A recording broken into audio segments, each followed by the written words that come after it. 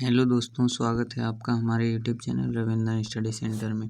आज के इस वीडियो में हम लोग क्लास 10 के साइंस का 80 ऑब्जेक्टिव प्रश्न देखने वाले हैं, जो कि आपके एग्ज़ाम में 2026 के बोर्ड परीक्षा में आने वाला प्रश्न होगा। इसी से देखिए, कुल प्रश्नों की संख्या 80 रहेंगे, जिसमें से आपको 40 बनाना होगा और समय आपको 2 घंटा 45 मिनट का दिया जाएगा। यहाँ पर देखिए कुछ सामान्य निर्देश दिए गए हैं, इसको आप लोगों को पढ़ लेना है अभी से ही, ताकि एग्ज़ाम में कोई भी दिक्कत ना हो। चलिए क्वेश्चन को स्टार्ट करते हैं, लेकिन उससे पहले आप लोग इस चैनल पर नए हैं तो चैनल को सब्सक्राइब करके वीडियो को लाइक ज़रूर कर लीजिएगा और दोस्तों के पास भी ज़रूर शेयर कीजिएगा।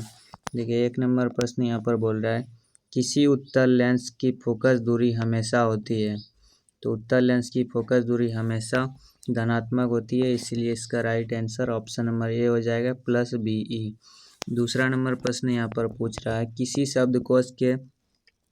किसी शब्दकोश में पाए गए छोटे अक्षरों को पढ़ते समय आप निम्न में से कौन सा लेंस पसंद करेंगे। तो इसका राइट आंसर ऑप्शन नंबर सी हो जाएगा। 50 सेंटीमीटर फोकस दूरी का एक उत्तल लेंस पसंद करेंगे, ऑप्शन नंबर सी बिल्कुल करेक्ट आंसर हो जाएगा। तीसरा नंबर प्रश्न यहाँ पर पूछ रहा है, मोटर गाड़ी के चालक के सामने सामान्यतः लगा रहता है। तो क्या लगा रहता है? मोटर गाड़ी के चालक के सामने लगा रहता है उत्तल दर्पण, ऑप्शन नंबर बी बिल्कुल राइट आंसर हो जाएगा, उत्तल दर्पण। नेक्स्ट प्रश्न है, चौथा नंबर यहाँ पर प्रश्न पूछ रहा है, बिल्कुल ही BBI प्रश्न है। बोल रहा है, एक व्यक्ति समतल दर्पण की ओर 4 मीटर प्रति सेकंड की चाल से आ रहा है। व्यक्ति को समतल दर्पण में बना अपना प्रतिबिंब किस चाल से आता हुआ प्रतीत होगा। तो यहाँ पर इसका राइट आंसर आप सभी लोगों को याद रखना होगा, 8 मीटर प्रति सेकंड की चाल से आता हुआ प्रतिबिंब उसको प्रतीत होता है।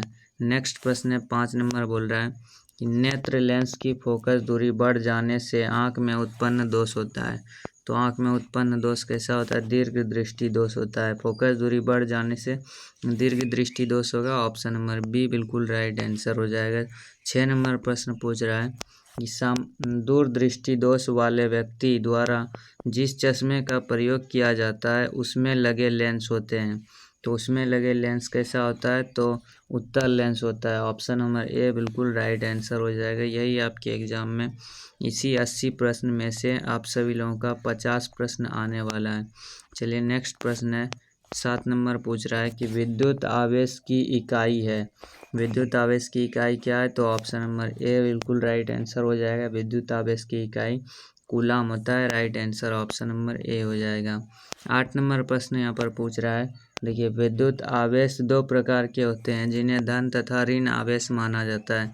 यह नामकरण जिसने किया था वह है। तो इसका राइट आंसर हो जाएगा option number D Benjamin Franklin. देखिए, यहाँ पर एक क्वेश्चन और बन जाता है, विद्युत आवेश 2 प्रकार के होते हैं। इससे पूछेगा कि विद्युत आवेश कितने प्रकार के होते हैं। तो याद रखें, विद्युत आवेश 2 प्रकार के होते हैं। बेंजामिन फ्रैंकलिन ने इसे नामकरण किया था। नेक्स्ट प्रश्न है, 9 नंबर पूछ रहा है, एक पदार्थ को 1 कूलाम धन आवेश में आवेशित किया गया है। इस आवेशन में पदार्थ से जो इलेक्ट्रॉन निकल गए हैं उनकी संख्या है। तो उनकी संख्या हो जाएगा ऑप्शन नंबर ए 6 × 10 की पावर 6.25 × 10 की power 18 joule, option number A बिल्कुल राइट आंसर हो जाएगा। 10 नंबर प्रश्न पूछ रहा है, किसी विद्युत बल्ब पर 220 वोल्ट तथा 100 वाट अंकित है। जब इसे 110 वोल्ट पर प्रचालित करते हैं तब इसके द्वारा उपयुक्त शक्ति कितनी होगी। तो इसका राइट आंसर ऑप्शन नंबर सी हो जाएगा, इसकी शक्ति 50 वाट होगा, ऑप्शन नंबर सी बिल्कुल करेक्ट आंसर हो जाएगा। 11 नंबर प्रश्न पूछ रहा है कि धात्विक ऑक्साइड को किस प्रकार का ऑक्साइड कहा जाता है। तो इसका right answer option number D हो जाएगा, क्षारकीय ऑक्साइड कहा जाता है, ऑप्शन डी बिल्कुल करेक्ट आंसर हो जाएगा। 12 नंबर प्रश्न पूछ रहा है, विद्युत जनित्र का सिद्धांत आधारित है। तो विद्युत जनित्र का सिद्धांत किस पर आधारित है? विद्युत चुम्बकीय प्रेरण पर, ऑप्शन नंबर सी राइट आंसर हो जाएगा। नेक्स्ट प्रश्न 13 नंबर बोल रहा है कि लघुपतन के समय परिपथ में विद्युत धारा का मान, तो विद्युत धारा का मान याद रखिएगा बहुत अधिक बढ़ जाता है लघुपतन के समय में, राइट आंसर ऑप्शन नंबर सी हो जाएगा। 14 नंबर प्रश्न यहाँ पर पूछ रहा है, प्रतिक्रिया PbO + C अभिक्रिया करके बनाया Pb + CO। तो ये कैसा अभिक्रिया, यहाँ पर क्या हो रहा है, तो इस यहाँ पर याद रखिएगा इसका राइट आंसर ऑप्शन नंबर सी हो जाएगा। सी एक अवकारक है, यानी कि ये सी एक अवकारक है, ध्यान में रखिएगा। ऑप्शन नंबर सी राइट आंसर हो जाएगा। 15 नंबर प्रश्न यहाँ पर पूछ रहा है, निम्न धातुओं में से कौन सा NaOH के विलयन से H2 गैस देता है, यानी कि हाइड्रोजन गैस देता है। तो ऑप्शन नंबर इसका सी राइट आंसर हो जाएगा, Al एल्यूमिनियम, ध्यान में रखिएगा। नेक्स्ट प्रश्न है 16 नंबर, बोल रहा है कि यदि विलयन का pH 13 है, इसका अर्थ है कि यह कैसा विलयन है, तो इसका right answer option number D हो जाएगा। यह प्रबल भास्मिक विलयन है, ऑप्शन नंबर डी बिल्कुल करेक्ट आंसर हो जाएगा। नेक्स्ट प्रश्न 17 नंबर बोल रहा है कि साधारण ताप पर फास्फोरस का अणुसूत्र है, तो साधारण ताप पर फास्फोरस का अणुसूत्र P4 होता है, option number D right answer हो जाएगा। नेक्स्ट प्रश्न 18 नंबर बोल रहा है पीतल में रहता है, तो पीतल में क्या रहता है, ऑप्शन नंबर इसका बी राइट आंसर हो जाएगा। पीतल में Cu कॉपर तथा जिंक दोनों रहता है, ऑप्शन नंबर इसका बी बिल्कुल राइट आंसर हो जाएगा। नेक्स्ट प्रश्न 19 नंबर बोल रहा है धातुओं की प्रकृति होती है, तो धातुओं की प्रकृति याद रखिएगा, option number A right answer हो जाएगा। विद्युत धनात्मक होती है, ऑप्शन ए बिल्कुल करेक्ट आंसर हो जाएगा। 20 नंबर प्रश्न यहाँ पर पूछ रहा है चुंबकीय अशुद्धि को किस प्रकार दूर किया जाता है, तो इसका राइट आंसर भी इसका ऑप्शन नंबर डी हो जाएगा। चुंबकीय विधि से चुंबकीय अशुद्धि को दूर किया जाता है, right answer option number D हो जाएगा। 21 नंबर यहाँ पर प्रश्न पूछ रहा है, बिल्कुल ही इंपॉर्टेंट प्रश्न है, कार्बनिक यौगिकों का आवश्यक तत्व है, तो इसका राइट आंसर याद रखिएगा, ऑप्शन नंबर ए हो जाएगा कार्बन, ऑप्शन नंबर ए बिल्कुल राइट आंसर हो जाएगा। 22 नंबर प्रश्न पूछ रहा है अक्रिय तत्व कौन है, तो अक्रिय तत्व इनमें से हो जाएगा हीलियम एक अक्रिय तत्व है, option number b right answer हो जाएगा हीलियम। 23 नंबर प्रश्न पूछ रहा है एल्कीन श्रेणी के यौगिकों का सामान्य सूत्र है, तो इसका right answer option number A हो जाएगा CnH2n। नेक्स्ट प्रश्न 24 नंबर बोल रहा है अपमार्जक बनाने में उपयोग होता है, तो अपवर्जक बनाने में उपयोग किसका होता है, अल्कोहल का होता है, राइट आंसर ऑप्शन नंबर सी हो जाएगा, अल्कोहल का उपयोग होता है। 25 नंबर प्रश्न पूछ रहा है आवर्त सारणी के VIIA के तत्व, तो कौन सा हो जाएगा, इसका right answer option number A याद रखिएगा, यह एक हैलोजन तत्व कहलाते हैं, ऑप्शन नंबर ए बिल्कुल करेक्ट आंसर हो जाएगा। नेक्स्ट प्रश्न 26 नंबर हम लोग देखते हैं क्या बोल रहा है, बिल्कुल ही VBI प्रश्न है, मोस्ट इम्पोर्टेंट प्रश्न। आवर्त सारणी में बाएं से दाएं जाने पर प्रकृतियों के बारे में कौन सा कथन असत्य है, तो इसका राइट आंसर याद रखिएगा, ऑप्शन नंबर सी बिल्कुल राइट आंसर हो जाएगा। परमाणु आसानी से इलेक्ट्रॉन का त्याग कर देते हैं, ये बिल्कुल सही बात है, ऑप्शन नंबर सी बिल्कुल राइट आंसर हो जाएगा कि परमाणु आसानी से इलेक्ट्रॉन का त्याग कर देते हैं। चलिए नेक्स्ट प्रश्न हम लोग 27 नंबर देखते हैं क्या बोल रहा है प्रकाश संश्लेषण की क्रिया में उत्पन्न होता है, तो प्रकाश संश्लेषण की क्रिया में क्या उत्पन्न होता है, तो कार्बोज उत्पन्न होता है, right answer option number b हो जाएगा। प्रकाश संश्लेषण की क्रिया में कार्बोज उत्पन्न होता है, याद रखिएगा। नेक्स्ट प्रश्न 28 नंबर बोल रहा है अंडाणु निषेचित होता है, तो अंडाणु निषेचित किसमें होता है, राइट आंसर इसका ऑप्शन नंबर सी हो जाएगा, फैलोपियन नलिका से निषेचित होता है। नेक्स्ट प्रश्न 29 नंबर देखिए यहाँ पर क्या बोल रहा है श्वसन की क्रिया होती है, श्वसन की क्रिया किसमें होती है, तो याद रखिएगा माइटोकॉन्ड्रिया में होती है, right answer option number b हो जाएगा। जो भी अभी तक लाइक नहीं किए हैं प्लीज़ वीडियो को लाइक करके चैनल को भी ज़रूर सब्सक्राइब कर लीजिएगा, एग्ज़ाम में आपको बहुत ही ज़्यादा हेल्प इस चैनल से मिलने वाला है, और दोस्तों के पास इस वीडियो को ज़रूर शेयर कीजिएगा। चलिए नेक्स्ट प्रश्न हम लोग देखते हैं क्या बोल रहा है, जो भी प्रश्न बताएंगे आपके एग्ज़ाम से रिलेटेड होगा। 30 नंबर प्रश्न यहाँ पर बोल रहा है एक स्वच्छ मनुष्य में प्रकुंचन एवं अनुशिथिलन दाब होता है, तो इसका राइट आंसर याद रखिएगा, ऑप्शन नंबर ए हो जाएगा। 120/80 होता है प्रकुंचन एवं अनुशिथिलन दाब, ऑप्शन नंबर ए बिल्कुल राइट आंसर हो जाएगा। 31 नंबर यहाँ पर प्रश्न पूछ रहा है कि पत्तियां का मुरझाना किस पादप हार्मोन के कारण संभव हो पाता है, तो याद रखिएगा पत्तियों का मुरझाना एब्सिसिक अम्ल के कारण हो जाता है संभव, ऑप्शन नंबर सी बिल्कुल राइट आंसर हो जाएगा। नेक्स्ट प्रश्न हम लोग 32 नंबर देखिए यहाँ पर क्या बोल रहा है कौन सा पादप नियंत्रक फल बेचने वालों द्वारा उपयोग किया जाता है, तो इसका राइट आंसर याद रखिएगा ऑप्शन नंबर सी हो जाएगा। इथिलन पादप नियंत्रित फल बेचने में इसका बहुत ही ज़्यादा मदद मिलता है, इसलिए इसका उपयोग किया जाता है। 33 नंबर प्रश्न देखिए, बिल्कुल ही VVI प्रश्न आ चुका है।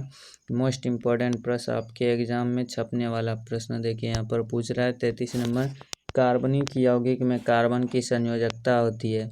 तो इसका राइट आंसर याद रखिएगा, बिल्कुल ही 2015 से लेकर 25 तक ये क्वेश्चन पूछा गया है। कार्बन यौगिक में कार्बन की संयोजकता 4 होती है। इसका ऑप्शन नंबर बी बिल्कुल करेक्ट आंसर हो जाएगा। 34 नंबर प्रश्न देखिए क्या बोल रहा है, एड्स रोग का प्रमुख कारण है। तो एड्स रोग का प्रमुख कारण याद रखिएगा असुरक्षित यौन संपर्क, ऑप्शन नंबर ए बिल्कुल राइट आंसर हो जाएगा। 35 नंबर प्रश्न यहाँ पर बोल रहा है चमगादड़ एवं पक्षी के पंख किस प्रकार के अंग के उदाहरण है। तो इसका right answer option number b हो जाएगा, समजात अंग के उदाहरण है। Right answer option number b हो जाएगा। 36 नंबर प्रश्न यहाँ पर पूछ रहा है वे अंग जिनकी उत्पत्ति तथा मूल रचना में तो समानता होती है किंतु कार्य के अनुसार उनकी बाह्य रचना में परिवर्तित हो जाता है, ऐसे अंगों को कौन सा अंग कहते हैं। तो याद रखिएगा ऐसे अंगों को समजात अंग कहते हैं। Right answer option number A याद रखिएगा। 37 नंबर यहाँ पर प्रश्न पूछ रहा है कृत्रिम पारितंत्र का उदाहरण है। तो इसका उदाहरण कौन सा हो जाएगा, ऑप्शन नंबर सी बिल्कुल राइट आंसर हो जाएगा। बगीचा खेत कृत्रिम पारितंत्र का उदाहरण है। नेक्स्ट प्रश्न 38 नंबर बोल रहा है प्रकृति में ऊर्जा का मुख्य स्रोत क्या है। तो ऊर्जा का मुख्य स्रोत याद रखिएगा सूर्य हो जाएगा। Right answer option number b हो जाएगा, प्रकृति में ऊर्जा का मुख्य स्रोत सूर्य, आप सभी लोग याद रखिएगा। 39 नंबर प्रश्न यहाँ पर देखिए बिल्कुल ही इंपॉर्टेंट प्रश्न आ चुका है वनों के संरक्षण के लिए निम्न में से किन प्रक्रियाओं को नियंत्रित करने की आवश्यकता है। तो याद रखिएगा इसका राइट आंसर हो जाएगा देखिए ए भी हो जाएगा, पेड़ की अंधाधुंध कटाई और अतिचारण भी और खनन भी। तो इसका right answer option number D याद रखिएगा, इनमें से सभी हो जाएगा। यानी कि जो भी ऑप्शन में तीनों में सही है तो इनमें से सभी option number D right answer हो जाएगा। नेक्स्ट प्रश्न 40 नंबर आ चुका है देखिए वे पदार्थ जो जैविक प्रक्रम द्वारा उपघटित हो जाते हैं कहलाते हैं। तो कौन सा पदार्थ कहलाते हैं, तो याद रखिएगा जैव निम्नीकरणीय पदार्थ कहलाते हैं। ऑप्शन नंबर ए बिल्कुल राइट आंसर हो जाएगा। देखिए हम लोग 40 प्रश्न 80 में से हम लोग 40 प्रश्न कर चुके हैं। तो आप लोग कमेंट में बताइए 40 में से आपका कितना सही हुआ। तो चलिए हम लोग आगे बढ़ते हैं। आप आज के इस क्लास में हम लोगों को 80 क्वेश्चन करना है जो कि आपके एग्ज़ाम से रिलेटेड क्वेश्चन होगा। तो वीडियो को आप सभी लोग अभी तक लाइक नहीं किए हैं, बार बार बोल रहे हैं, वीडियो को ज़रूर लाइक कर दीजिएगा और चैनल को भी ज़रूर सब्सक्राइब कर लीजिएगा। चलिए नेक्स्ट प्रश्न 41 नंबर आ चुका है देखिए बोल रहा है आममीटर से निम्नलिखित में किसे मापा जाता है। तो आममीटर से याद रखिएगा धारा को मापा जाता है। ऑप्शन नंबर ए बिल्कुल राइट आंसर हो जाएगा।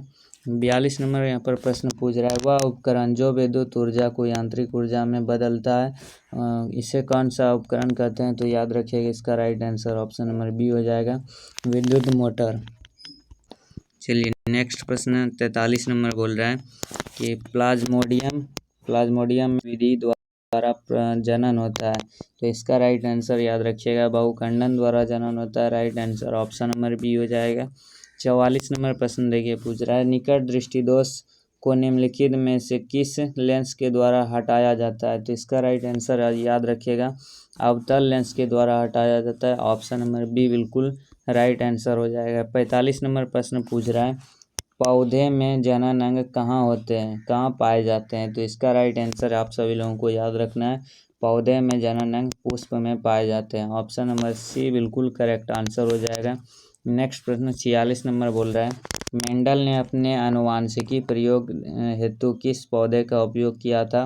तो इसका राइट आंसर याद रखना है आप सभी लोगों को मटर पौधे का उपयोग किया था मेंडल, जो कि एक वैज्ञानिक थे।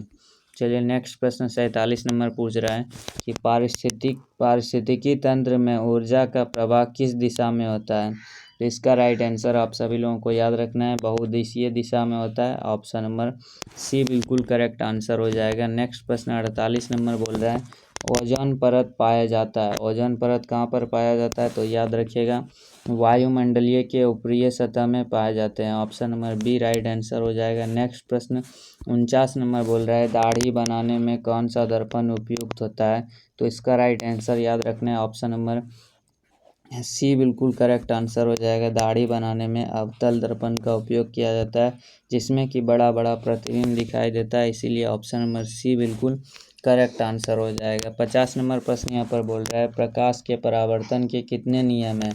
तो याद रखिएगा प्रकाश के परावर्तन के 2 नियम है। ऑप्शन नंबर बी बिल्कुल करेक्ट आंसर हो जाएगा। नेक्स्ट प्रश्न 51 नंबर बोल रहा है निर्वात में प्रकाश की चाल होती है। तो निर्वात में प्रकाश की चाल कितनी होती है? 3 × 10⁸ मीटर प्रति सेकेंड होती है। ऑप्शन नंबर ए बिल्कुल राइट आंसर हो जाएगा। नेक्स्ट प्रश्न यहाँ पर पूछ रहा है कि किस दर्पण में बड़ा प्रतिबिंब बनता है? तो बड़ा प्रतिबिंब याद रखिएगा अवतल दर्पण में बनता है। Right answer option number b हो जाएगा। नेक्स्ट प्रश्न 53 नंबर बोल रहा है दंत विशेषज्ञ किस दर्पण का उपयोग मरीजों के दांतों का बड़ा प्रतिबिंब देखने के लिए करता है? तो इसका right answer option number b हो जाएगा अवतल दर्पण। जहाँ की बड़ा प्रतिबिंब का नाम आ जाए वहाँ पर अवतल दर्पण आप सभी लोगों को टिक करना है। 54 नंबर प्रश्न में यहाँ पर पूछ रहा है किस दर्पण में केवल आभासी काल्पनिक प्रतिबिंब बनता है?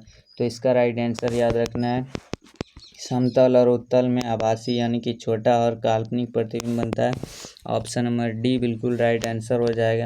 देखिए 55 नंबर प्रश्न बोल रहा है मोटर चालक के सामने दर्पण साइड मिरर में कौन सा दर्पण लगा रहता है? तो याद रखिएगा साइड मिरर के रूप में उत्तल दर्पण लगा रहता है जिसमें कि छोटा छोटा प्रतिबिंब दिखाई देता है, यानी कि दोनों साइड गाड़ी में उत्तल दर्पण ही लगा रहता है और दूर तक की वस्तुओं को ये साफ साफ स्पष्ट रूप से देखता है, इसलिए उत्तल दर्पण का प्रयोग किया जाता है। देखिए 56 नंबर प्रश्न पूछ रहा है गोलीय दर्पण के परावर्तन पृष्ठ के वृत्ताकार सीमा रेखा का व्यास कहलाता है। तो इसका राइट आंसर याद रखना है आप सभी लोगों को।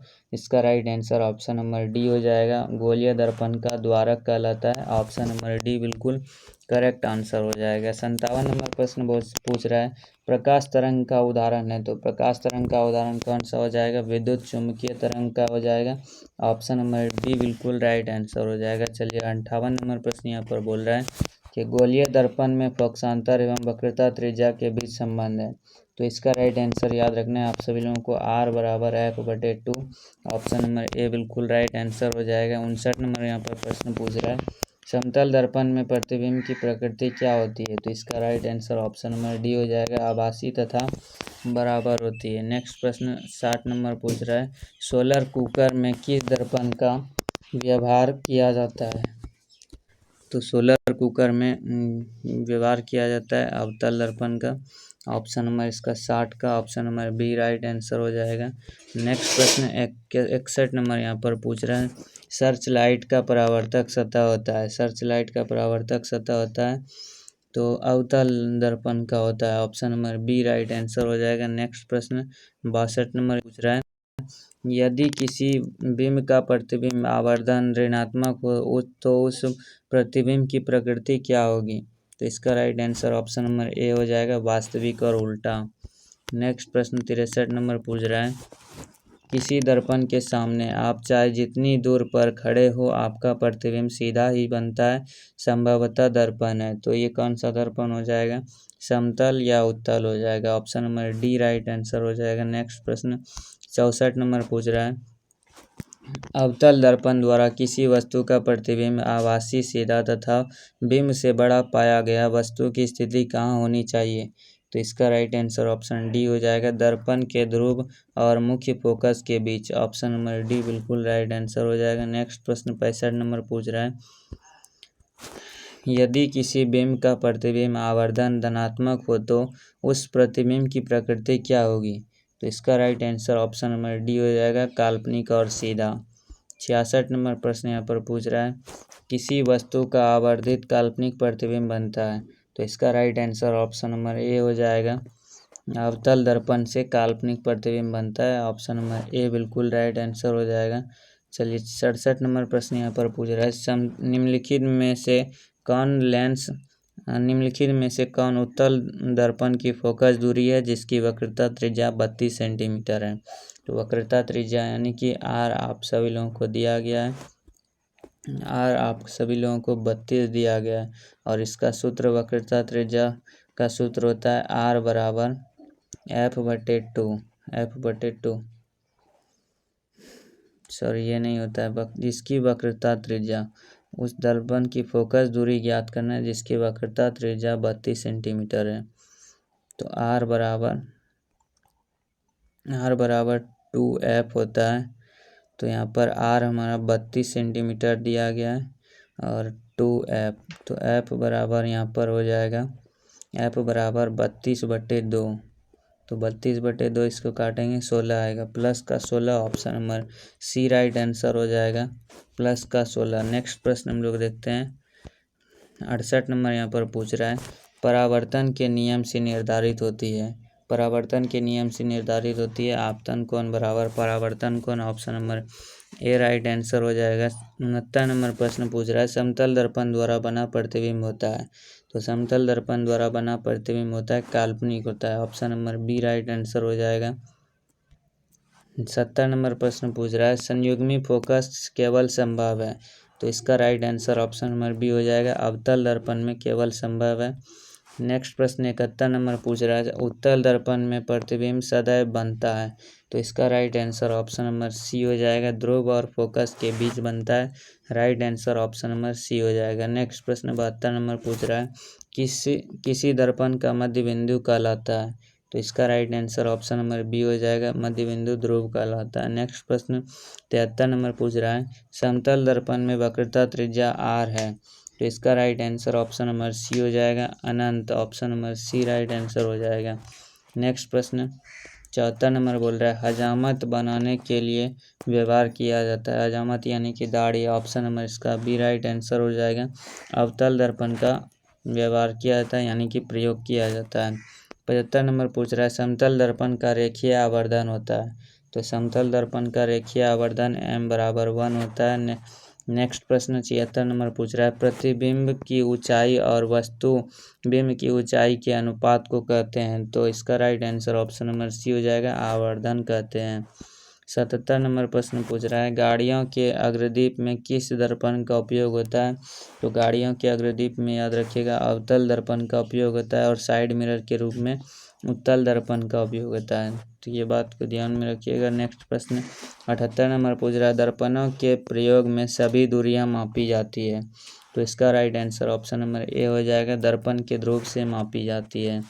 79 नंबर प्रश्न यहाँ पर पूछ रहा है गोलीय दर्पण जिसका दृश्य क्षेत्र बहुत विस्तृत होता है, तो कहलाता है, right answer option number b हो जाएगा, उत्तल दर्पण।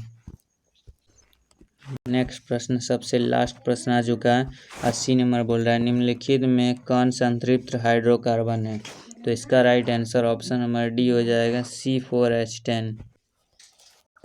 निम्नलिखित में कौन संतृप्त हाइड्रोकार्बन है, तो इसका right answer option number D हो जाएगा, C4H10। वीडियो को लाइक करके चैनल को सब्सक्राइब कर लीजिएगा।